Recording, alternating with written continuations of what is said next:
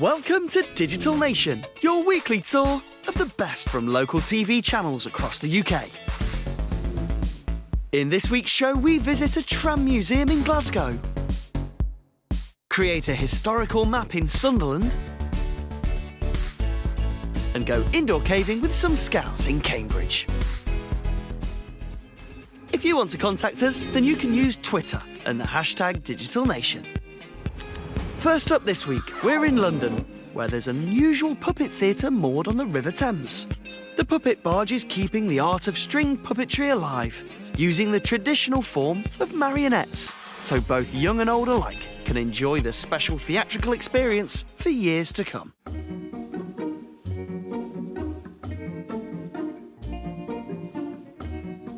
It was started 30 years ago, where Gwen and Juliet couldn't afford to buy a theatre on land, so decided they'd get hold of the barge instead. And so the puppet barge was born, and it sort of got bigger and bigger from there. On the puppet barge, the type of theatre it specialises in is marionette theatre, so string puppets. And now if you go to puppet festivals, you see a lot of different kinds of puppetry, but marionette puppetry is quite rare because of the type of stage you need, because how you need to see it, the sort of thing you need to be able to come into a space and see it as it is, all with all the puppeteers hidden. And I think it is incredibly unique to the puppet barge to be able to show kinds of theatre like that, or to be able to show string theatre is really unique. One of the biggest things you notice when children come on the boat and they say, "Oh, what movie are we going to see? You know, what film is it?" And you realise how magic it sort of is for children especially to see that, but also I guess a lot of adults have never seen theatre like this before, and it's sort of something that could let slip, you could die out, and you sort of think this is keeping it alive, it's passing it on to young people now, like people like me who are learning how to do it. I'm so grateful to be here, and I guess the barge is trying to pass on that craft, and it allows people to experience it over and over again, and I think that's amazing.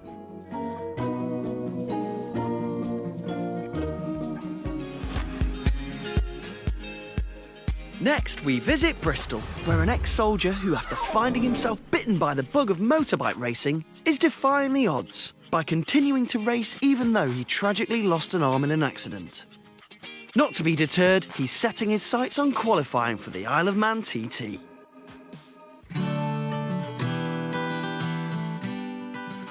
Tools, tyres and determination are what it takes to be a champion bike rider. And for Chris, his motorcycle journey began by helping out with someone else's. Well, originally it started probably about 7 years ago, roughly. And I was in the army, and my company sergeant major started racing and got me involved to help do mechanics on his bike. And I had no intention to race, I was just helping him out. And I left that race weekend with a bike, and I couldn't help it. I just wanted to get involved with the motorbike racing. And after that weekend, Chris was well and truly bitten by the biking bug.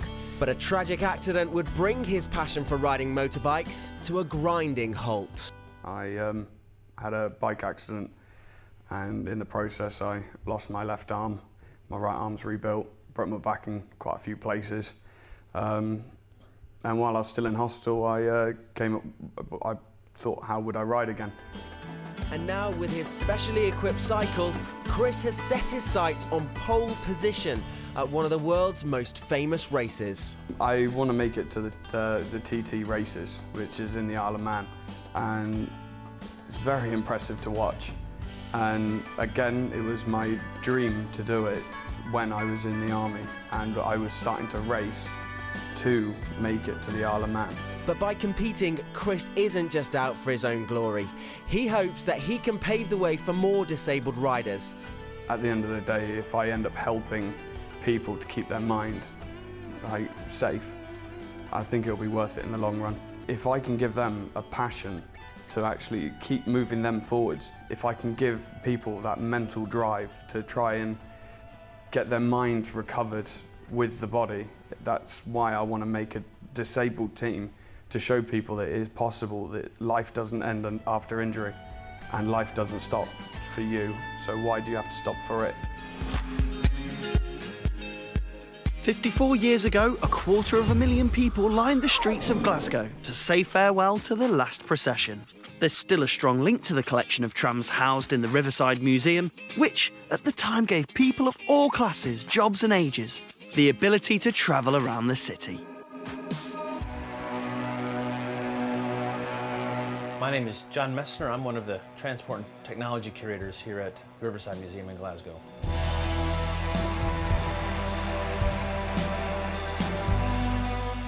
Rather than depending on kind of various horse carts and omnibuses, trams could go basically anywhere.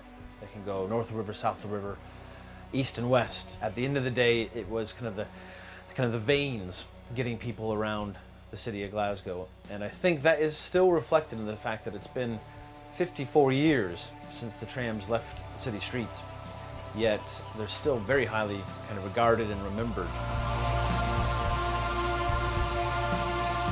The last running of trams in Glasgow was September 4th, 1962, and it was called the last procession. This was something that had been in Glasgow for 90 years, had been across Britain for around a century, the kind of main way of people of all different types and classes, jobs and ages to get around their cities. So on that night, which was quite a drizzly, rainy night in September, there was estimated to be around 250,000 people on the streets. The people of Glasgow are very proud. They haven't forgotten these kind of transport things, which haven't been on the streets for 50 years or for 30 years. There's still that strong connection. It's a great collection to look after because it's got so many links to human people's stories. But there's still a lot of transfer of personal, anecdotal stories from our visitors to their own families. And it will just be interesting how long that memory is retained by the people of Glasgow. And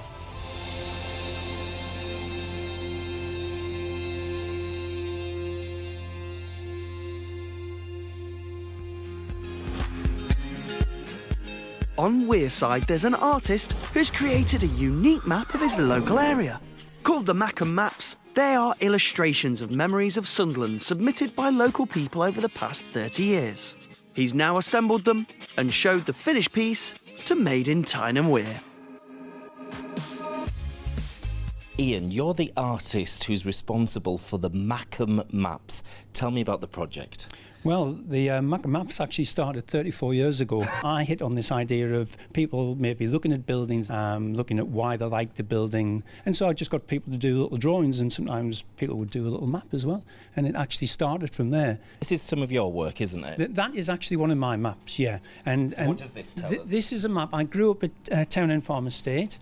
And this tells me about my life in 1973, the year Sunderland won the Cup. So is that you, all of you? Yeah, this is all of me. I'm here on my chopper bike. I got a chopper bike. Chopper. There used to be a lovely bit of grass just outside of our house, and the two gates we used to use as goals in games of gates. And this whole playground here, well, it became our playground. Obviously, everybody, will relate to something here. It's living history, isn't it? Yeah, it's living history, and that's actually what I like about the map. So for maps on a small scale, you've got a map on a bigger scale. So let's go over and have a look at this. Yeah. Ian, how big is this? Well, I think this is around about 15 feet by 9 feet. But what happened last year, the Cultural Spring approached me, and they said, without your map idea, would you do some workshops? And I thought, to make it a little bit different, what I would do is I would take all of the A4 stuff and scale it up. But there's also examples of maybe some drone work from me, maybe a few photographs. If you've got a memory, I'm sure Ian would love to have a chat with you. Being confined to a wheelchair is a daunting prospect for most people. But help is out there. A Paralympic silver medalist in Leeds has given that all-important independence to many simply by the right choice of chair. And not just content with helping others, he's not given up on his own medal dreams yet either. Dave Bramley is a Paralympic silver medalist who got very close to achieving gold in the basketball final against Australia in 1996. After his 12-year career in wheelchair basketball, taking part in 3 Paralympics, 5 European tournaments and 3 World Cups, Dave threw in the basketball and concentrated on helping other wheelchair users. I think it's one of the first things that I noticed when I came to work is there was very few chairs for small children, and now there's quite a good choice, and we, you know, I've got customers which I've known since they were 4 or 5 years old, and they're now driving cars and transferring into the car and lifting the chair in the car themselves because they've learnt an independent lifestyle. And I think it just gives you more confidence as well as to get out and do things. And especially with the Paralympics now giving a good positive image of wheelchair users. And in order for children to be as independent as possible, the right chair is crucial. The children that come in to see me are usually in wheelchairs that are probably a little bit big for them, maybe sometimes heavy, not designed for self-propelling. So we build lightweight, smaller wheelchairs that are designed for active use, and then the children can go off and get into mischief and get into trouble like they should do. And the dream of an Olympic gold has not left Dave's mind just yet. After nearly qualifying for the Rio Olympics this time round, Dave will attempt to make it to Tokyo in 2020, competing in archery. Yeah, I'm happy with that. I mean, you know, I've really enjoyed the last 18 months. It's been a different sport in a very competitive environment, which is, I'm a competitive person, and that's where I wanted to be, and I'm enjoying that.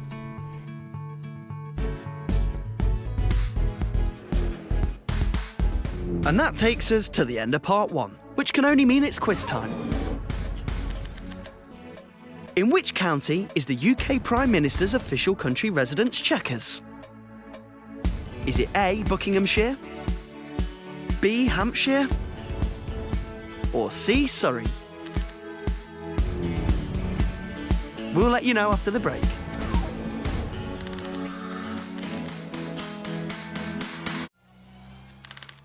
Welcome back to Digital Nation. Before the break, we asked you, in which county is the UK Prime Minister's official country residence checkers? And the answer is A, Buckinghamshire. The 10-bedroom house was first used by David Lloyd George in 1921. Are you an animal lover? Have you ever wanted to work with them on a daily basis? Well, over in Norfolk, there's a zoo that's offering one lucky person the opportunity to become a trainee zookeeper. Sounds great? Well, Mustard TV found out that it's not quite as easy as you might think. Being a zookeeper is one of those jobs. One that you might find on an awful lot of children's wish lists of dream jobs when they grow up. And Banham Zoo in Norfolk's advertising to give someone a chance to make that dream come a little bit closer. They're advertising for an apprentice zookeeper to learn on the job.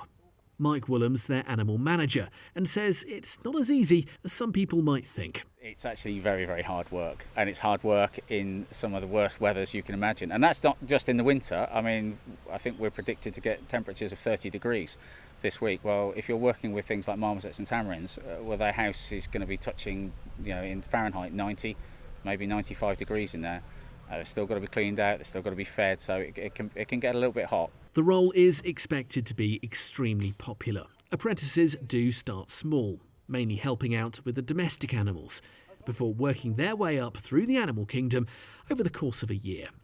So on a sunny day like today, it might seem like a pretty straightforward role. Keep the animals clean and keep the animals fed. But this is one job that's got far more to it than meets the eye. We're in West Sussex now, as classic racing cars take centre stage at the Goodwood Circuit for its annual revival event.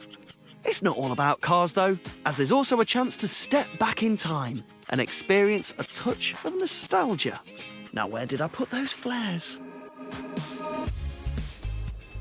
If it wasn't obvious from the car park, or with the vintage and classic cars driving around the circuit, then the period costume and retro feeling was definitely enough to let you know that the Goodwood revival was well underway. We're in our 1960s outfits, keeping in with the revival theme. Yeah, we're just helping people. We've got free records here to listen to. We've got 1960s tunes that we can listen to and buy records here as well. Absolutely love it. Hoping the sun stays out. Yeah, it's getting busier, so it's creating a good atmosphere. It's really nice.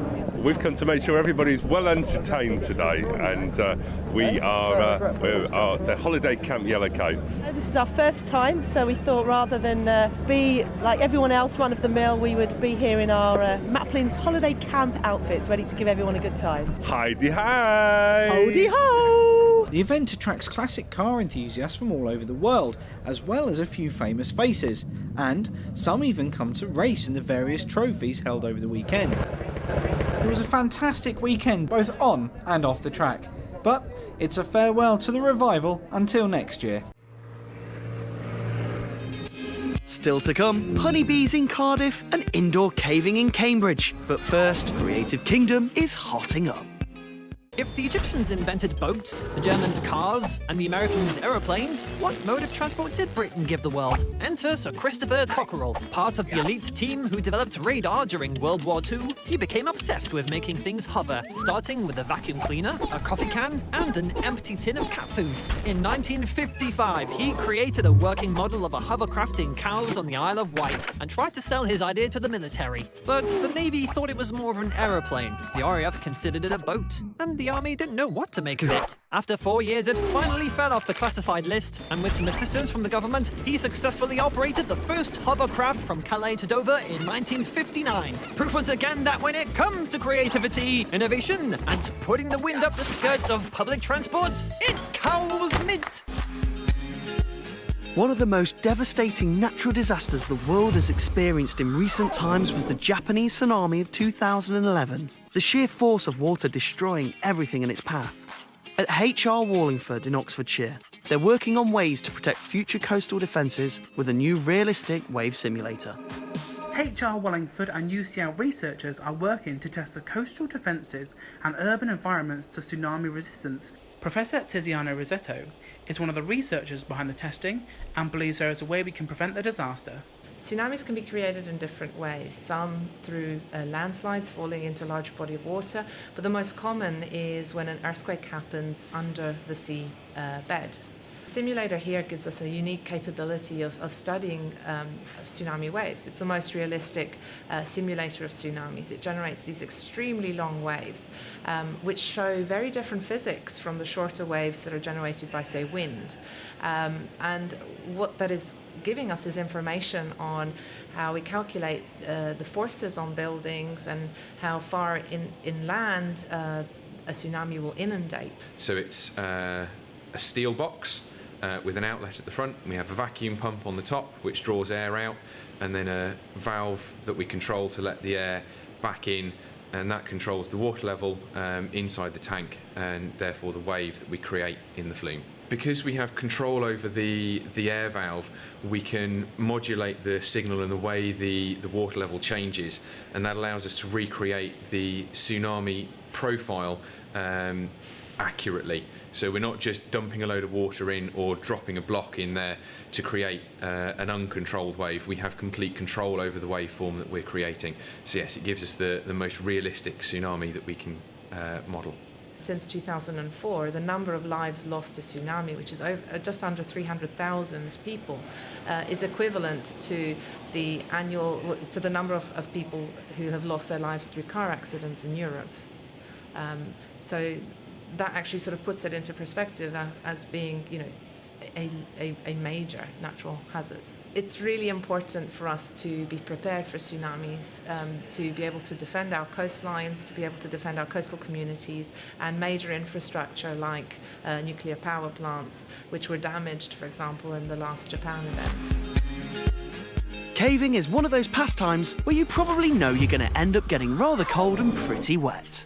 But one scout group over in Cambridge has had a great idea to create their own indoor caving system, to give youngsters the opportunity to try the adventure for themselves in a controlled and safe environment. On a mission to give children an adventure. And for this group of scouts, the adventure is even closer to home. The first Whittlesford and Duxford Scout Group has been providing exciting activities for its young recruits for over 100 years. Now, after 8 months of fundraising and support from local councils, the group's been able to install Cambridgeshire's first indoor caving system in its own headquarters. The whole system cost just a shade over £10,000, and that was all raised through voluntary fundraising and donations. Each section in the Scout group, which are the younger children throughout the age from 6 right through to 18, they all did challenges and did activities to raise money, and what they managed to do was pay for a part of the cave themselves. They've each taken ownership of a part of the cave. Running above the cupboards in the main activity hall, the caving system features numerous twists, sudden drops, and even a cave with stalactites. These lucky scouts are among the first to try it, and it's already proving a hit. It's fun, and you get quite a lot of funny bangs. Bang on your head, bang everywhere. The ethos of the Scouts is to challenge children to become better individuals through adventure, through presenting them with challenges and say, here's a challenge, overcome the challenge. And if you can do that in a safe, local environment, so much the better. Did you know that bees are the only insect that produce food eaten by humans? But worryingly, recent surveys show that the honeybee is under threat. Gretchen Kessler from Made in Cardiff learns more about these fascinating creatures that are known to pollinate a third of all food crops we consume.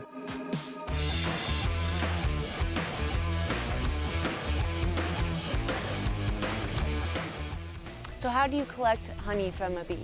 Very carefully.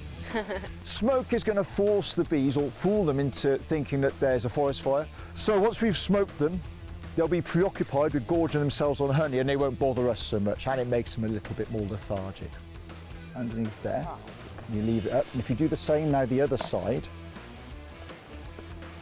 that's it. And then if you just pop that, you can pop that to the side or you hold it in your hand. And the way we manipulate a frame, particularly brood, is we take it up.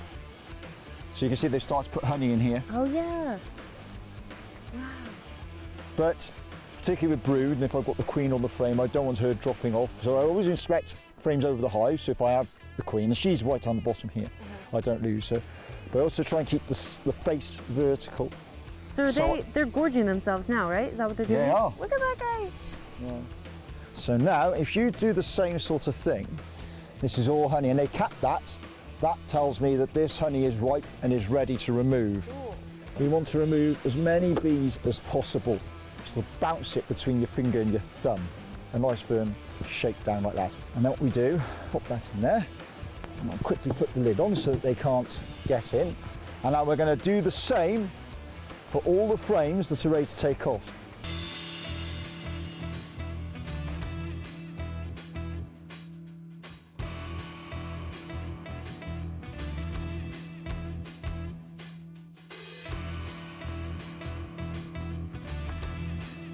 And that is all we need to do today. And we'll put them back to bed. Well, Dan, thank you very much for teaching me how to be a beekeeper. I had a really good time. I'm glad I didn't get stung. Still got some friends. And that's it for this week's look around the UK's local TV channels. If you've enjoyed the show, why not tell us on Twitter using the hashtag DigitalNation? You can go to bbc.co.uk/DigitalNation to watch the show again, or visit your local TV channel's own website. So until next week, goodbye.